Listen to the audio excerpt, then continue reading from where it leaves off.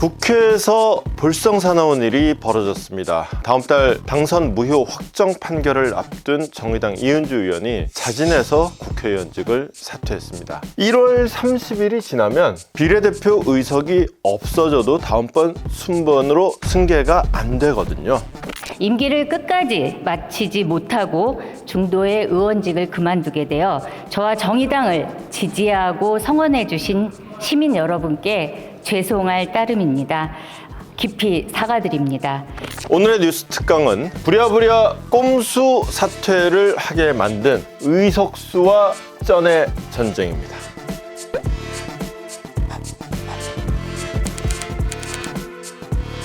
정당은 1년에 4번, 2월, 5월, 8월, 11월 4번 국고 보조금을 받습니다.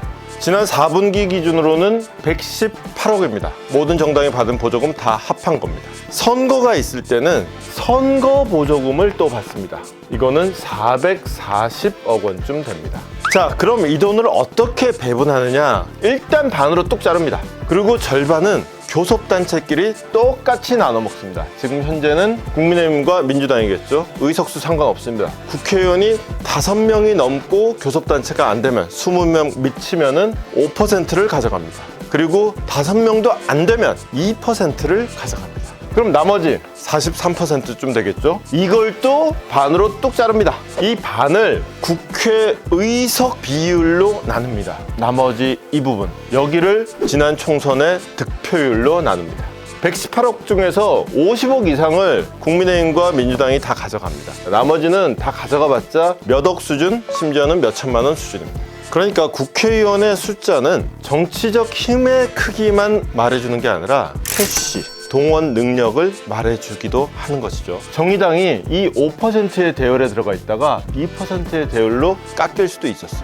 그러면은 수억 원에서 수천만 원을 그냥 날리는 겁니다. 그러니까 욕을 먹든 말든 정의당이 정의업당이 되든 말든 체면불구하고 꼼수를 쓸 수밖에 없는 것이죠. 진짜 중요한 쩐의 전쟁은 지금부터입니다. 2개의 중요한 날짜가 있어요. 2월 14일, 3월 22일.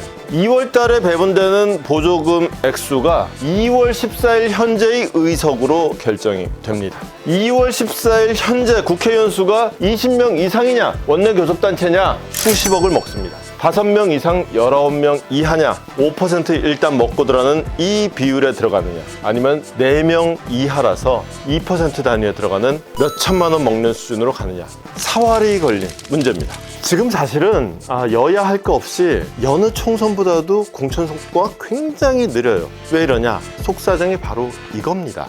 소속 의원이 대거 탈당해서 지금 얘기되는 신당으로 움직이면은 고스란히 돈으로 반영이 돼요.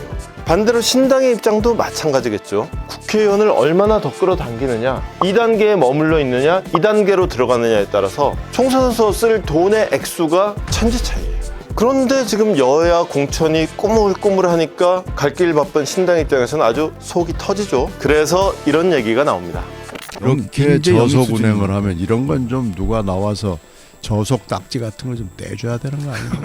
쩐의 전쟁은 2월 14일로 끝나지 않습니다. 3월 22일 후보 등록일입니다. 그날 후보 등록일 3월 22일 기준으로 총선 투표지에 적히는 정당의 기호가 정해지고요. 바로 그날의 의석수를 기준으로 총선 선거 보조금 액수가 결정됩니다. 이거 가지고도 꼼수 사퇴까지 했는데 이거를 놓고 벌어지는 진짜 쩐의 전쟁이에요. 국민들 보기에는 유치한 땅 따먹기 같겠지만은 이 400억 넘는 돈을 놓고 벌이는 여야의 싸움은 앞으로 갈수록 치열해질 겁니다. 오늘의 포인트입니다.